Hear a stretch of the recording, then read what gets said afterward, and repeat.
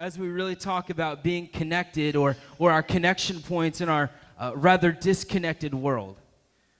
We lack a connection because of our disconnected world. And that's kind of what we're hitting on over the next 2 weeks, I guess, leading up to Easter. It's interesting to watch the world turn in 2018 because it kind of seems like we are at each other's throats at all times. That there is this antisocial mentality, and at the same time, we're all bringing in different perspectives and different biases into the game that really play a part in this disconnection from each other. We've all got our own opinions on how things should be handled, from racial tensions to political views to who should lead our country or education. We all have our opinion on these things. And at the same time, we're forced to make decisions on what we believe. And our decisions are usually based on our opinions, but our opinions play a part and impact the decisions that we make. And whether the decisions are accurate or not, or opinions are accurate or not, we all have to make these decisions at one time or another. The problem is that it causes things to heat up.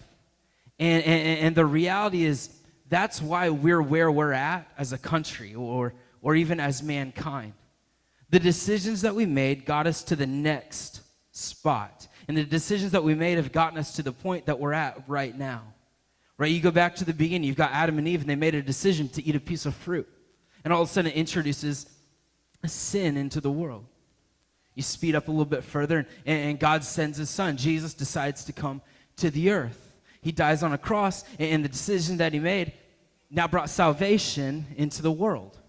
You speed up a little further, and you got Hitler, and Hitler decides to create mass murder on an entire population, and it kicks off World War II. Decisions that are being made that start the next thing or that impact what's ahead of us. You know, Zuckerberg starts Facebook, right? Zuckerberg decides that things need to be a little more connected, so he starts Facebook. And obviously, we all have our opinions on these things, and for the most part, they're probably all the same. Thank God for Jesus and salvation. Thank God for Zuckerberg and Facebook, right? I mean, there are some necessities in life, and for some of you, it's Facebook. We won't get into that. That's for a different day. So we're in the book of Ephesians. The book of Ephesians is written to a group of people, the early church living in a city called Ephesus. They're living in Ephesus, and Paul writes this letter, and the primary reason for this letter is for him to introduce the necessity for unity in the church. And he's addressing these kind of issues, and really they come down to this decision that was made, and Paul talks about the decision, how it affects everything else. Everything after that decision is affected because of the decision.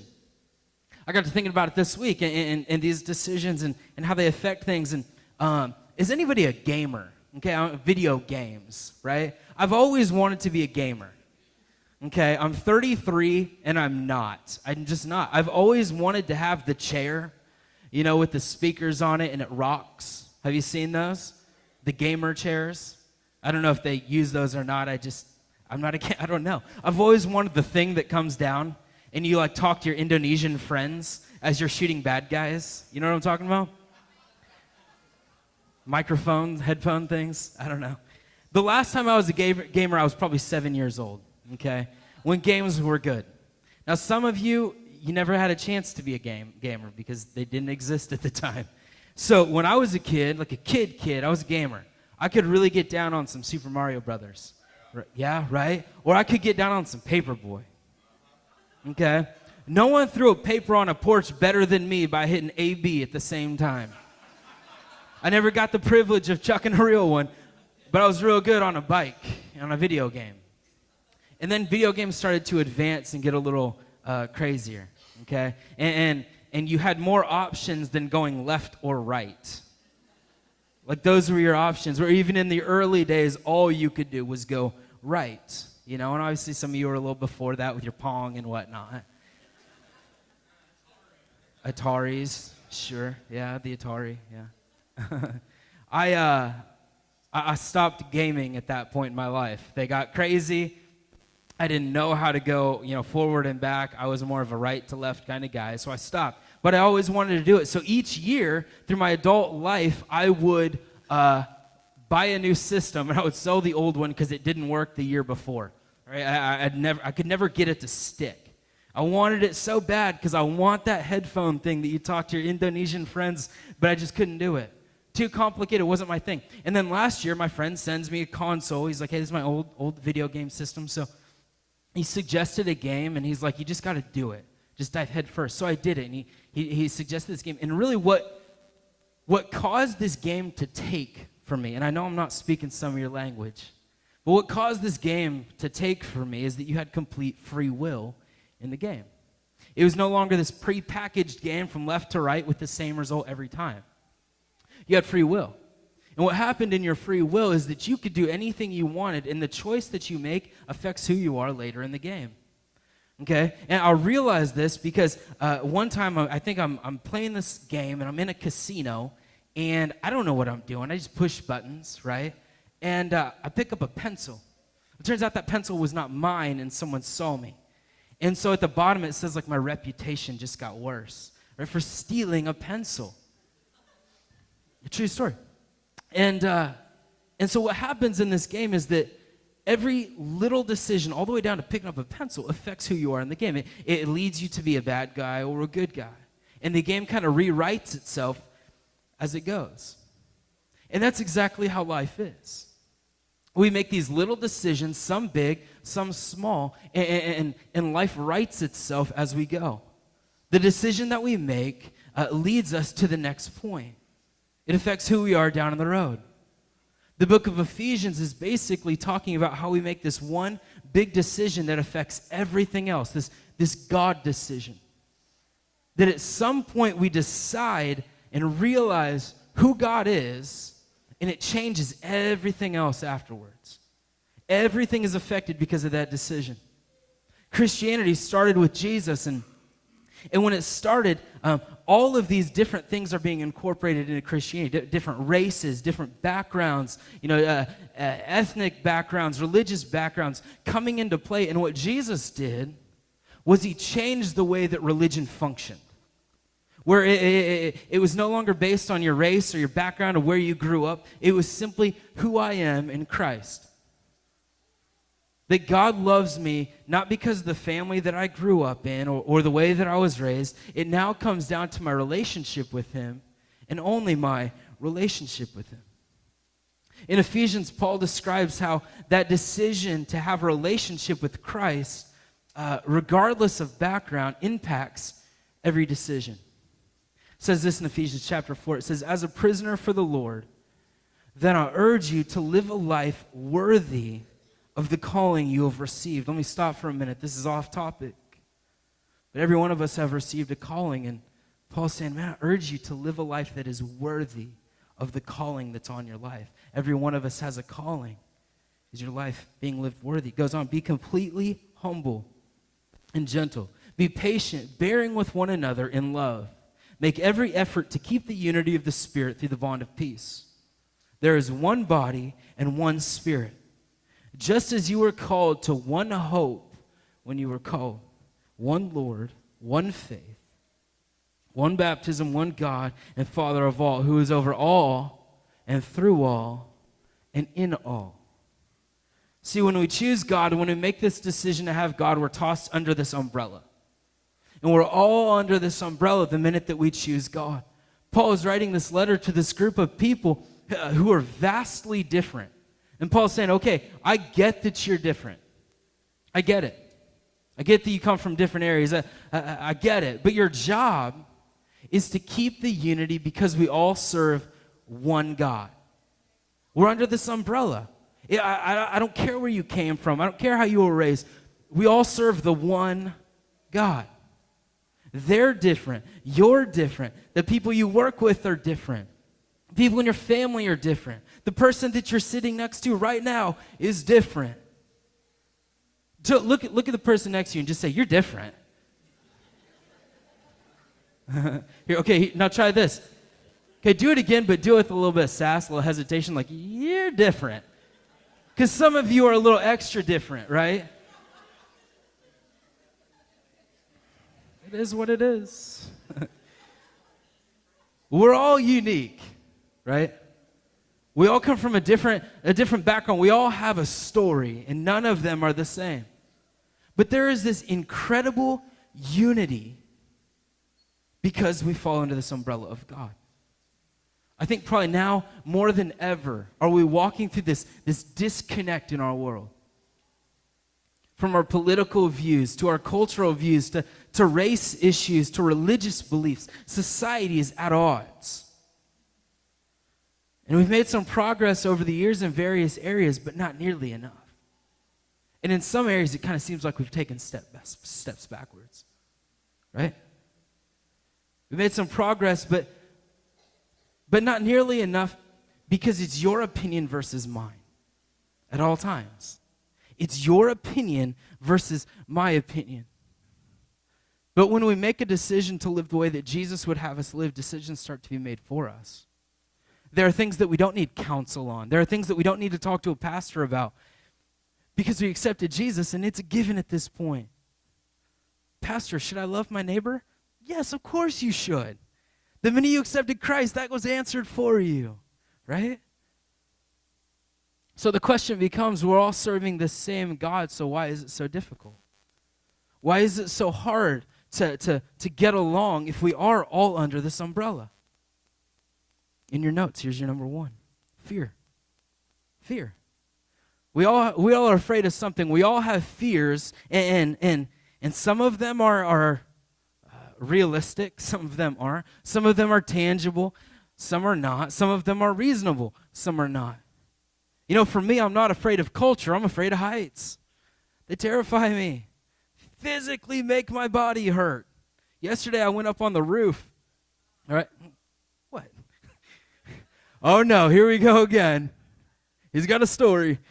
I go up on the roof yesterday, and it's fine. I'm cool. I don't go to the edge, right? I head straight to the top where it's safe, and you have a long way down to catch yourself.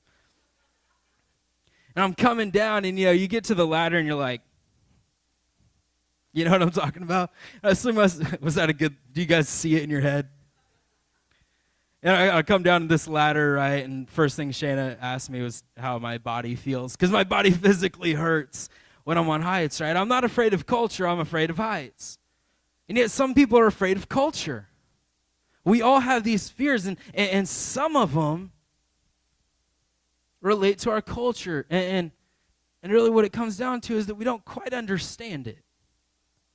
I was born in Detroit, Michigan, and my mom's side of her family's from Flint, Michigan. It's just a little bit west of Detroit. Detroit and Flint are some of the most dangerous cities in the country, right? And this past week, Shane and I, we started this documentary on Netflix about the city of Flint. I don't know if you've seen it. It's interesting. And a lot of this show kind of deals with the racial tension because Flint is one of the most dangerous cities. And there's all this crime and there's this racial tension. And the whole show revolves around the police department in Flint.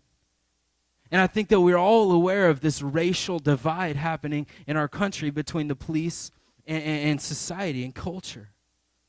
And in one of the interviews with one of the police officers, he's talking about this divide. And automatically he starts talking about fear. We're afraid. The police are afraid of the people, and the people are afraid of the police. And there's this fear between them. And really what I think it comes down to is this disconnect, this misunderstanding that's happening between police and community. Because they're afraid. Everybody's afraid of each other. I've told you before that we're big fans of the TV show The Office. Right? Shane and I watch it a lot, right? Probably more than we should. I remember a couple years ago, our oldest daughter, she was probably 3 or 4 at the time, and we were watching The Office, and of course we don't let our 3-year-old watch it, but she's kind of, she'll come in and out, and she catches stuff, and we're watching it one time, and she looks at me, and she says, "I don't like the black one." And I thought, what? And immediately my face flushes, and it was one of those moments like where your life flashes before your eyes, but it wasn't my life. It was all the conversations that I've gone through that maybe allowed my 3-year-old to become a horrible racist, right? And I'm trying to think of things, and it was terrible. I concluded that she was born that way, and no, I'm just joking. I'm joking. She's not really racist. I got real serious with her. And I said, Sailor, we don't say things like that. You know, who are you talking about? And she points to the white girl with black hair. You get it? And I realized there's this misunderstanding. And what happens a lot with this stuff is there is a misunderstanding. And a lot of that misunderstanding comes out of the fact that we're afraid of culture. And it leads to our next one, number 2, biases and generalization. We can't get along because of biases and generalization. We all have our biases. Some of you have been products of a bias. Some of you have the bias. But they're hard to escape. We make assumptions about people because it's easier to assume than learn. It's easier to assume. One of my favorite generalizations about my kind and my kind pastors is, and I'm not joking, I hear this all the time, you know, we've got easy lives because we just work the one day a week. You know what I mean? You're talking, what, an hour and 15 a week, right? That we hear that, and it's funny and it's silly, but I work hard. Don't judge me. We'll hear that stuff. You're a politician, he must be corrupt. You're a musician, he must do drugs. Biases and generalizations about the people around us. And it leads to number 3, resentment. We don't get along with people because we resent the fact that they're different. They're not like us. Finally, number 4, we don't get along because of conflicted allegiances. We have conflicted allegiances. This is what Ephesians is talking about. What is our highest allegiance? So as we look at this and we understand that we're all flawed, we all have errors and mistakes, how do we get along better on this side of heaven? It's so important for us to understand in the climate of our current culture, because right now culture is a hotbed for strife. It's everywhere. And if God is all-inclusive and our highest allegiance is to God, why in the world would we ever think that we can have a different thought than God? Why in the world would we ever think that we can't be all-inclusive if God is all-inclusive? Let's take a look back at Ephesians. I want to pick apart for just a few minutes verse 2. It says this in verse 2, be completely humble and gentle. Be patient, bearing with one another in love. That's how we get along on this side of heaven. Let's pick it apart. Here's number 1 in your notes. How do we get along? We acknowledge the complexity. Humility is key. Humility is key for us to get to a place of safety in culture. To admit that in this life, we don't all have the answers. In our current culture, I personally would love to hold in my hand the answer for all the school shootings around our country. But I don't have the answer. I would love for someone to have the answer to all the school shootings in our country. But if I pulled the room right now, I'd get 15 different answers. And then I'd get 15 different reasons why those answers are wrong. Because we don't have them. I wish we did, but we don't. Why? Because it's complex. It's complex. And yet we're watching TV and we watch our favorite news channels and our favorite programs and we hear everyone's opinion and we form our opinions. You all have your own opinions on culture and society, and yet no one is saying, listen, I understand that this is difficult. We don't sit down and flip on CNN and somebody's saying, listen, I get that these waters are difficult to navigate. So let's try and figure it out together. Let's try and figure it out. No, it's this hotbed of strife. Rather than saying, let's figure it out together. We moved here last year from St. Louis, Missouri. St. Louis is, again, one of the most dangerous cities in the country. Obviously, that's why I'm so hard and tough, right? It's a life on the streets. Couldn't be further from the truth. We came from St. Louis, and the thing about St. Louis is, you probably remember the news a couple years ago, Ferguson happened. That was St. Louis. And there is this blaring disconnect in St. Louis. Major racial tension. crime like through the roof. It's insane. We don't live in St. Louis, we live in Cowlitz County. And there's not this blaring tension in Cowlitz County. There's not this major divide, this barrier and this wall between two sides. I remember once, or not once, but when we were in St. Louis, them talking about, a couple years ago, they were going to build like transit, like a train to the suburbs into St. Louis, and it was rejected because they felt like they were going to bust the crime out of St. Louis into the suburbs, so they left the wall there. Right? We don't have this major barrier here. It's Castle Rock, right? Yeah, there's that stuff, but we don't necessarily see it all the time. We're not confronted with it all the time. And yet the other day I was talking to Shayna, and she was telling me about some of the Facebook groups that she's in. And she was talking about how there's a Facebook group for Cowlitz County, and it's basically this portal of complaining about our county, right? And she said on it, it's some of the most racist stuff that she's seen. And it's weird because we don't necessarily see it every day. There's no part of this town that I feel uncomfortable going late at night. It's not this obvious thing, but what's scary about it is it's this undertone. It's almost a way of life. And it's almost a way of life because no one's objecting. It's not blaring because no one's objecting against this stuff. No one's standing up against anything. It's just a way of life. And at the end of the day, we all have our backgrounds, we all have our stories, but until we understand that we don't all have the answers, till we acknowledge that we don't all have the answers, and take a step back and take a breath, can we begin to move forward? Right? You with me? Too heavy? Number two. How do we get along? We decide on the how. We decide on the how. How do we engage with people? It says, be patient, or be gentle, be patient, bearing with one another. Have you ever noticed that patience is the first thing to go?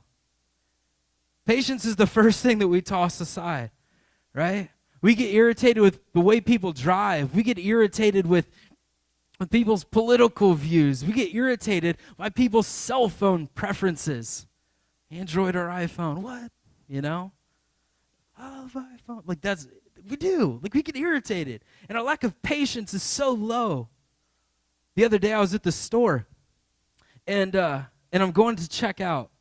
And I walk up to the line. There's a couple people in front of me. So I kind of walk up to where I'm supposed to be. And it's pretty much right at the edge of the tunnel. You know what I mean? The lane. I don't know what you call it. Where the candy is, right? And I walk up to the edge. That's about as far as I could get. And I'm standing there. I'm not really paying much attention. I'm just waiting for the people in front of me to go. I'm standing there looking at my phone. My stuff's sitting on the belt. And the lady in front of me kind of hollers something to somebody off in the distance behind me. And again, I don't pay attention. It doesn't concern me.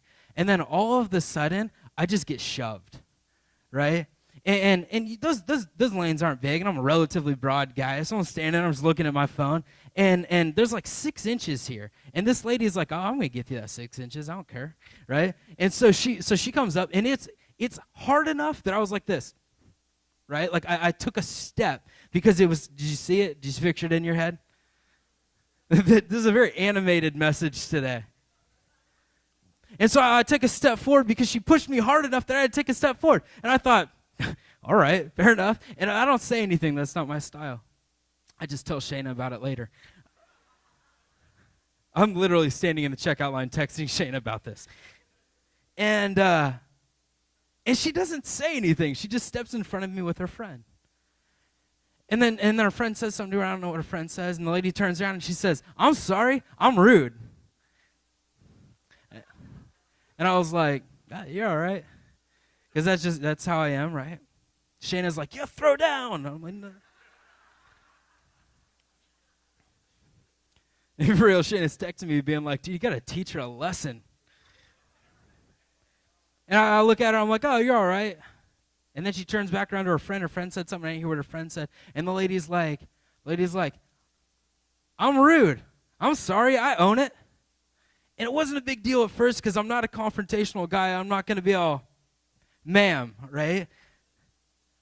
So I go about my business. And the more I thought about it, I realized that we lack the ability to engage with people. We lack the ability to have this cohabitating society where we're okay with people. And we know how to engage with people. We know how to speak to people. There is nothing worse than owning the fact that you're rude. There just isn't. There shouldn't be a time where you say, man, I just have a loud mouth. I don't care who knows it. It really shouldn't be that. I read an article the other day. I talk about my rabbit trails. God knows how I get into the stuff I get into. So I'm reading this article about debate topics, right? Things that you can debate on. I don't know what I was doing. I only work an hour and 15 minutes a week. So I read these debate topics, right? And I thought I'd pull some of them for you because they're awesome, and Easter's coming up. You can use these around the Easter table. They're deep, like should humans eat to live or live to eat? Chew on that for a minute, right? What about this one? Are we the aliens for someone else? Do aliens exist? Yes, they do. We are them. You know what I mean? And think about that. Come on.